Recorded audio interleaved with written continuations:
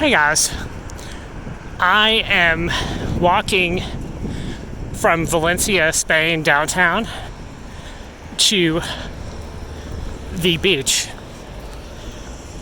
and I am actually going to give you guys kind of an overview of dating at a hostel as well as dating overseas, and tell you kind of a funny story about what happened there at the hostel in the past week or so. So kind of what my opinion of dating at a hostel. It is mostly men staying there. I'm not sure as to why that is. If you're a heterosexual man and you're interested in women, you're going to find that it's still mostly men there. So, and the hostel I'm staying at now is very busy and very crowded. And there's going to be a lot of young travelers there. So you're going to be able to meet people from all over the world. And if you're so inclined, you can meet women there. I personally don't see why not, So the funny story here is that I had a little fling with this girl from Northern Europe. She's probably in her late 20s. And yeah, she likes me. That lasted a couple of days, but a week or so, something like that. But today she got cold feet and wants to go do something else. So I am here walking to the beach by myself, filming a video because she's not here. And so here's kind of the ironic thing about that. So you can meet women if you want there, but so she's apparently interested in this other older Mexican man, and we're both in the same room. So how I found this out is that I had overheard a conversation in Spanish between this older Mexican guy and another Spanish person. And I understood about maybe 20% of it. I did pick up enough to understand that he was actually also dating the same girl. So you may find that there's some women in a hostel who maybe it's their goal to meet various men there, or hook up with them, or I'm not sure what her goal. Maybe she just wants people to hang out with, but. So he's interested in her, and also there's another Peruvian woman who is probably also in her late 20s. She's also interested, he's interested in her, and the Peruvian lady is interested in me, and we're all three in the same room. So she actually went to get to know me at dinner last night. She's actually checking out today. She is very good looking. So the Peruvian, she's an architect. She's here for work. So I don't know why she wouldn't stay at a hotel. Maybe they don't have enough funds for travel. But she's there. She's very good looking. And you can meet them. I usually prefer not to meet them in the room just because there may be some problem there with... if you harass somebody in the room, you might have some problem with the management there. That's a minor risk, But I met her at dinner. There's a big communal room where people eat. They do serve free meals there, as well as paid meals. So people working on their laptops there. I usually go down and sit there. So that's where I met the European girl there. And also the Peruvian. So if they have a place to just check to see if it's a hostel has this type of room there. So yeah, I personally probably wouldn't move into a hostel just to meet women, just because it's mostly men, as I said. So the last one. There's another hostel in town called Beach, and I was staying over there.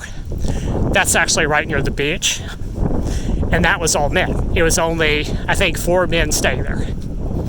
and then there was nobody else there. He was basically practically empty, So back to the story. The Mexican guy, he's a totally nice guy. I've met him personally, and so what is ironic about this story is that apparently he's older. I'm, quote, old, but I'm not that old, right? So he's older, but he's apparently able to go and pick up these young women, who are in their 20s, and there's kind of where the story ends. I don't know what was going on there because I didn't really pick up the total conversation of what the guy was saying. So there's that story. So in the other hostels I stayed at, there was not really many women to meet there. There might have been one or two. The thing about a youth hostel is that you have a lot of people checking in and checking out. The next day you might see once, and it is very crowded. In fact, today, now there's girls from the Czech Republic there, Germany, there were some other women, 2 young girls. They probably were they might have been college students, but they were there, come by to fix their dinner. So if you're looking for that, I would just check the reviews to see, is it like a party hostel? Or is it, like more of a family, or is there nobody there? You can look and see at the photographs and stuff like that. But what I tend to do personally is I like to say, okay, let's invite this person to go out somewhere with her alone. Don't go with a group. I personally just don't like that. I don't like to be in a big group of people. So I might go and say, okay, why don't this girl come with me? So the other part of that is that this Mexican guy and the other Spanish guy were talking in the room, and it was like 1 a.m., something like that. So it was kind of 1:30, so there were some other people coming into the room. That the Peruvian girl went out to go downstairs, what they were doing there. So they were making a lot of noise there. And so I was just trying to sleep, about 1:30 the noise stopped, and I woke up about 9, So it can be kind of distracting, that's kind of the other part of that. If you're older and you want to get some sleep, it may not be the best option for you.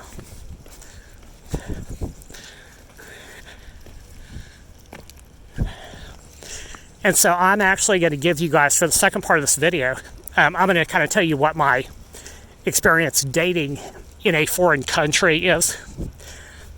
And the first part I'm going to start out with that is that because I don't speak Spanish fluently, it's kind of easy to get shut out of conversation. So I was actually at the dinner table, and the Peruvian girl can speak English and Spanish. All they can speak, both fluently. So they can switch back and forth, and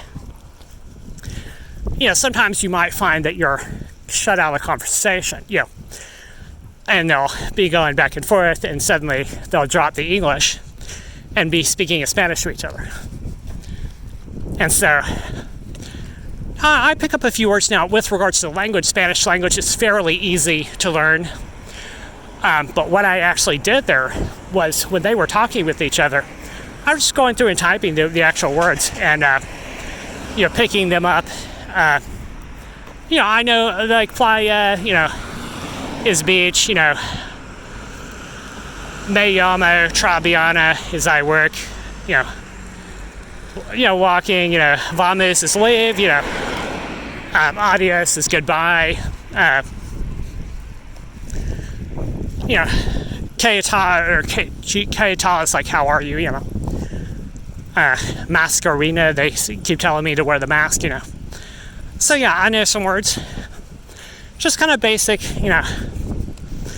and they have a slang, there's a slang version of woman.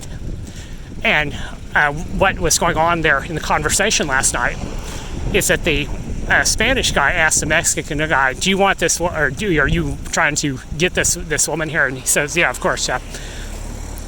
So, yeah. So, kind of what my experience is that you can meet other travelers. It's easier to meet them. Now, women from the Balkans going back to the last country that I was in, Albania, and the other Balkan countries, they tend to be very closed-minded about meeting foreigners. So it's very hard to date Albanian women. Now, they are very attractive, and so are the Serbian women. Serbian women going back. So I was in Albania, then I was in Montenegro, then I was in Serbia, and prior to that I was in Cambodia. So for me, they are really, the Serbian women are really good looking. And they wear, during the summertime, they wear kind of very revealing clothing.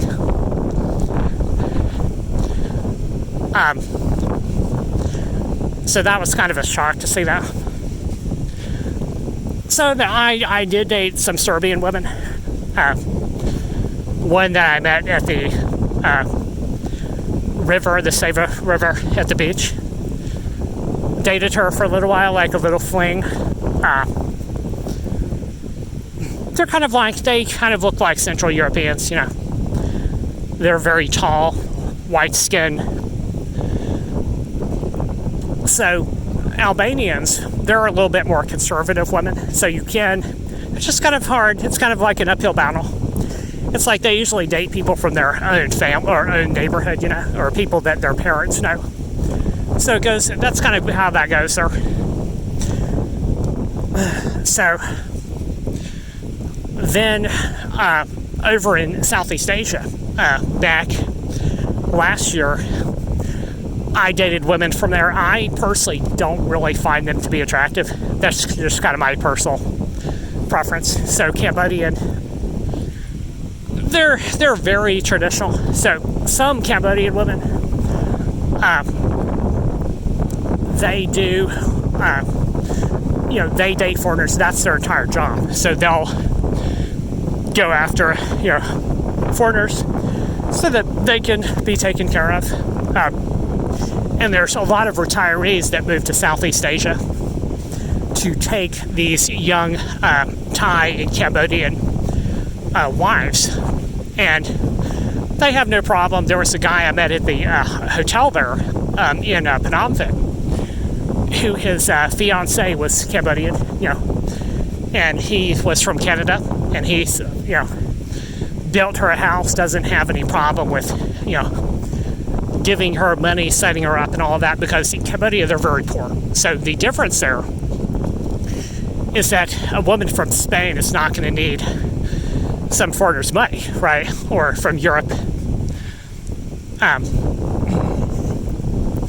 So it's a totally different vibe, different. And I personally, I don't find them attractive. Cambodia or Thai, they're not really, well, and I'll tell you why. There's a few reasons for that. But the Thai, the interesting or strange thing about dating in Thailand is that there's a lot of working girls. And they want money, and they want to, they're, you can translate that. Working girl, they get paid for dating. So I don't really like that either, And the other part of that is that there's a lot of ladyboys. So when I was living in Thailand, I had met this this Thai woman who, just to meet people, and somebody's telling me that this woman looks like she's had plastic surgery, and it may have been that this person was a ladyboy, or just somebody who, or it may have been that she had a sex change or something like that. So that is a very common thing that you'll see there. is that the men who pretend to be ladyboys, they take hormones to look more feminine. So that's just kind of a strange, part of dating in Thailand.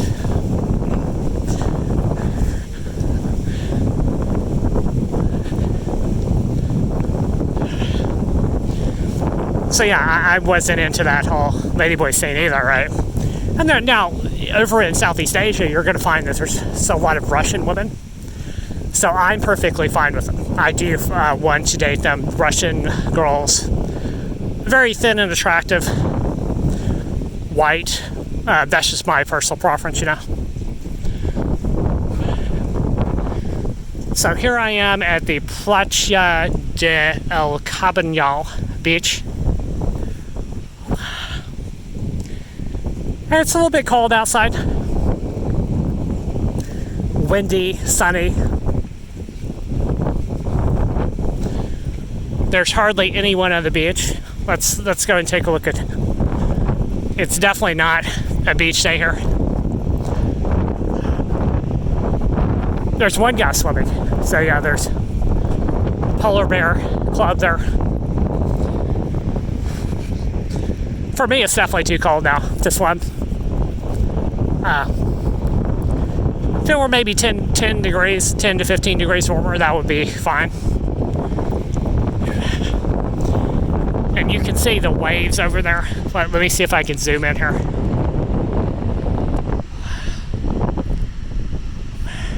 There's the guy swimming over there. And then you've got a cruise ship over there.